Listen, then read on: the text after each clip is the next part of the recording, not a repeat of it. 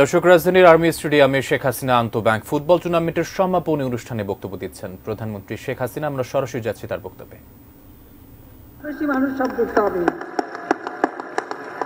আমি যারা অংশগ্রহণ করেছেন, বিভিন্ন ব্যাংকের খেলোয়াড়, কোচ, রেফারি সহ সংশ্লিষ্ট ব্যাংক কর্মকর্তাবৃন্দ, অনুষ্ঠান আয়োজনের সাথে যারা সংশ্লিষ্ট সকলকে আমি প্রাণ ঢালা অভিনন্দন জানাই এবং আমাদের সেনাবাহিনীকেও আমি আন্তরিক ধন্যবাদ জানাই।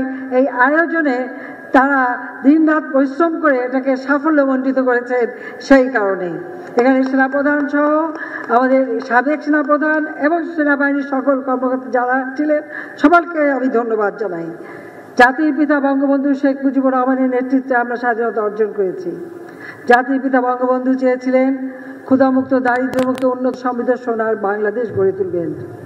সে 1948 সাল থেকে ভাষা আন্দোলন শুরু করে ধাপে ধাপে এই জাতিকে স্বাধীনতার চেতনায় তিনি উদ্বুদ্ধ করেছেন, প্রস্তুত করেছেন, যুদ্ধ করে বিজয় এনে দিয়েছেন, আমাদের একটি দেশ দিয়েছেন, পতাকা দিয়েছেন, আত্মমর্যাদা দিয়েছেন, আত্মপরিচয়ের ঠিকানা দিয়েছেন। আমি জাতির পিতা বঙ্গবন্ধু শেখ মুজিবের প্রতি শ্রদ্ধা জানাচ্ছি। শ্রদ্ধা জানাই 30 লক্ষ শহীদ, 2 লক্ষ মা বোনের প্রতি, যারা মুক্তিযুদ্ধে অংশগ্রহণ করেছে, সকল মুক্তিযোদ্ধাদের, যারা মুক্তিযোদ্ধাদের সহযোগিতা করেছে, তাদের সকলকে আমি আন্তরিক ধন্যবাদ জানাই। কারণ মুক্তিযুদ্ধ, সেখানে অংশগ্রহণ, জীবনের সকল মায়া ত্যাগ করে পরিবার পরিজন ফেলে দিয়ে জাতির পিতা বলেছিলেন যার যা কিছু আছে তাই নিয়ে শত্রুর মোকাবেলা করতে হবে। এদেশের মানুষ ঝাঁপিয়ে পড়েছিল শত্রুর বিরুদ্ধে, যার যা কিছু ছিল তাই নিয়ে এবং বিজয় এনে দিয়েছিল। আমি যারা শহীদ হয়েছেন তাদের সকলকে এবং সেই সাথে আমার নির্যাতিতা মা বোন, পাকিস্তানি হানাদার বাহিনীর হাতে যারা অত্যাচারের শিকার হয়েছে তাদের আজকে স্মরণকারী 1975 সালে 15 আগস্ট। মাত্র 3 বছর 7 মাস সময় পেয়েছিলেন জাতির পিতা বঙ্গবন্ধু শেখ মুজিব। এর মধ্যেই তিনি এই দেশকে একটা যুদ্ধবিধ্বস্ত দেশ, ধ্বংস স্তূপের উপর দাঁড়িয়ে শূন্য হাতে যাত্রা শুরু করে মাত্র 3 বছর 7 মাসের মধ্যে বাংলাদেশকে স্বল্পোন্নত দেশের মর্যাদা এনে দিয়েছিলেন। জাতিসংঘ এই স্বীকৃতি দিয়েছিল। তিনি যে শুধু দেশের মানুষের উন্নয়নে কাজ করেছেন বা যুদ্ধবিধ্বস্ত দেশকে গড়ে তুলেছেন তা শুধু নয়, খেলাধুলার প্রতি ছিল তার অত্যন্ত অনুরাগ। আসলে আমার দাদা, তিনিও ফুটবল প্লেয়ার ছিলেন। আমার বাবা জাতির পিতা বঙ্গবন্ধু শেখ মুজিবুর রহমানও ফুটবল প্লেয়ার ছিলেন। আমার ভাই শেখ কামাল, জামাল, তারাও ফুটবল খেলতো। এখন আমাদের নাতি নাতনিরাও ফুটবলই খেলে। এটা হলো বাস্তবতা। অর্থাৎ ফুটবল বাংলাদেশে অত্যন্ত একটা জনপ্রিয় খেলা, শুধু বাংলাদেশ না, সারা বিশ্বব্যাপী। এখন তো সারা বিশ্বে খেলা চলছে, ইউরোপে চলছে ফুটবল টুর্নামেন্ট, এমনকি সেই আমেরিকায় কোপা আমেরিকা, এবং সেখানে খেলা চলছে। সারা বিশ্ব জুড়েই কিন্তু এখন ফুটবলের খেলা। আমি অবশ্য প্রতিদিনই সেই সকালে নামাজ পড়ে বসে কিছুক্ষণ খেলা দেখি যখন সময় পাই। এখানে আসার আগেও একটু খেলা দেখে এসেছি, কারণ ফুটবল খেলা একটা আলাদা একটা খেলার ভিতরে একটা আলাদা মর্যাদা থাকে এবং এখানে জয় পরাজয় তো আছে, এটা কাউকে এটা নিয়ে বেশি চিন্তা করার কথা না। আজকে কেউ জয়ী হবে, কালকে আর একজন জয়ী হবে, কিন্তু খেলাটা, এই যে প্রতিযোগিতা, এই প্রতিযোগিতামূলক যে মনোভাব এবং একই সাথে খেলাধুলার প্রতি যে আকর্ষণ এবং অনুরাগ, এটাই হচ্ছে সব থেকে গুরুত্বপূর্ণ। কাজে আমি মনে করি যে জাতিপিতা আমাদেরকে এই খেলাধুলায় যুদ্ধবিধ্বস্ত দেশ গড়ে তুলেছেন।